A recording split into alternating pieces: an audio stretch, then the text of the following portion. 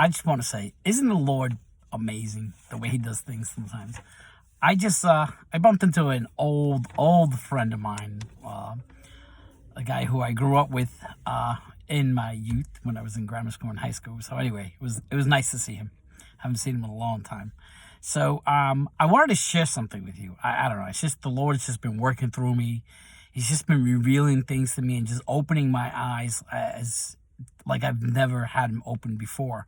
So I'm currently reading through the book of Ecclesiastes, and in this morning's prayer, I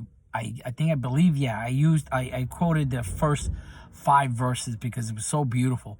But I kept reading after my prayer and everything. I kept reading Ecclesiastes chapter 5. And from chapter 5, I want to share chapter 5, verse 8 through 17, and how it's beautiful how we see, even in a book as old as Ecclesiastes, how the Lord spoke to us about the things of life, about what's going on now in society. And that's how humanity has been, always been. And how we should live our lives. So I'm going to read really quick. And verse 8, it says, well, first I want to say, you'll see in Ecclesiastes, you see the word vanity. Vanity, vanity, says the preacher. He's talking about vanity. If this is vanity, this is vanity. Well, today's society, most of the people, when they hear vanity, they associate to vanity to like vain, people who think they're great, that this, that. It's like, vanity, how you present yourself. I can't get the word that I'm trying to think of.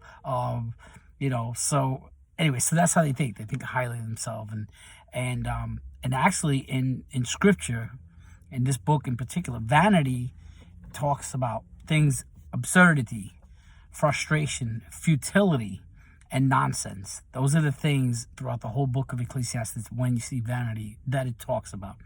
Some things are futile, some things are nonsense, some things get to be very frustrating, some things are absurd. So anyway, verse 8 begins with, if you see the oppression of the poor and the violent perversion of justice and righteousness in a province, do not marvel at the matter, for high official watches over high officials and higher officials over them. I'm going to stop there 1 second.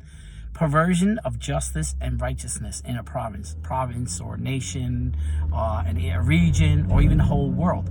Well, how we've never seen the perversion of justice and righteousness as it is being done today.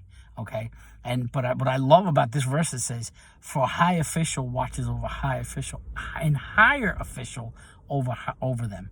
So, people think. These politicians, these leaders, they have somebody who they report to, somebody who watches over them.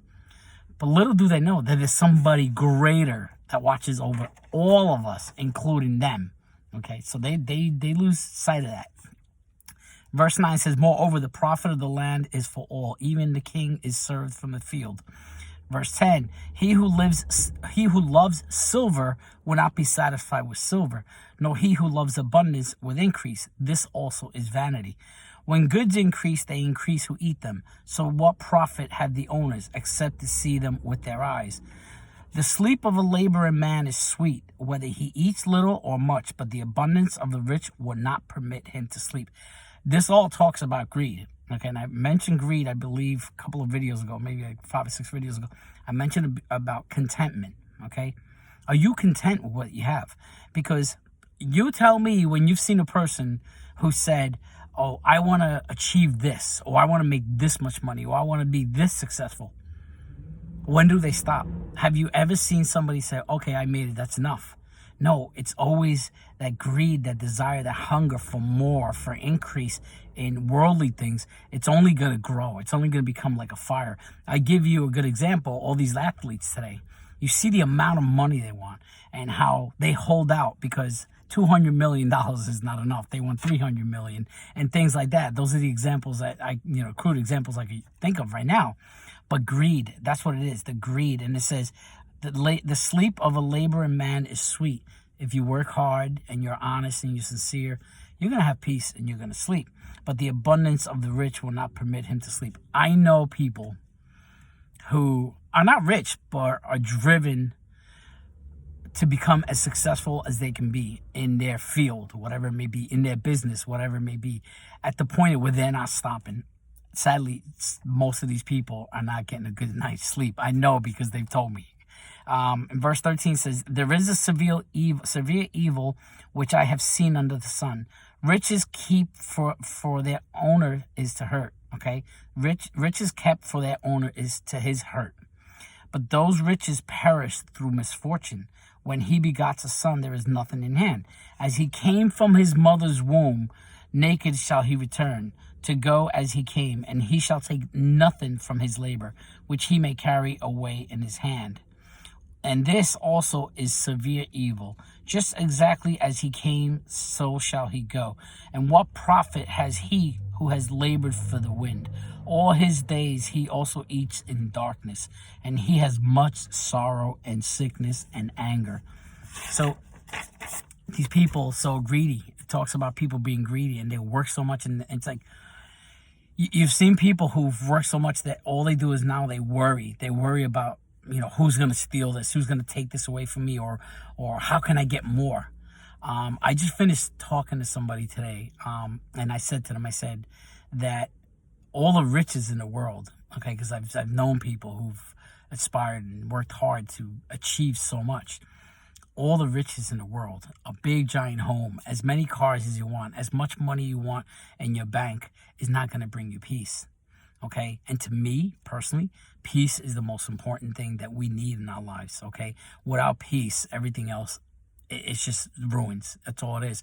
So I pray that if you are successful, which I pray you are, in whatever way. I mean, success is measured and defined in many different ways.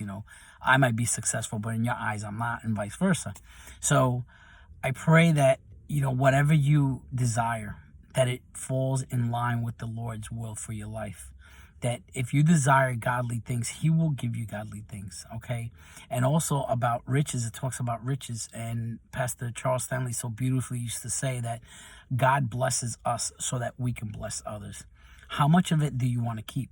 How much money do you want to hold on to? How much material things in this world do you want to hold on to when there's so many people in need? So you are to help others out if you can. If it's within your ability, in whatever capacity, it's your responsibility as a Christian to help others out. Because after all, as it says here in Ecclesiastes, you can't take it with you. You're not taking anything with you. The old saying is, you never see a U-Haul following a hearse, meaning that person died, they're going to take whatever they gain in the world with them. So anyway, some nice little nuggets for you to chew on and think about. God bless you, my friends.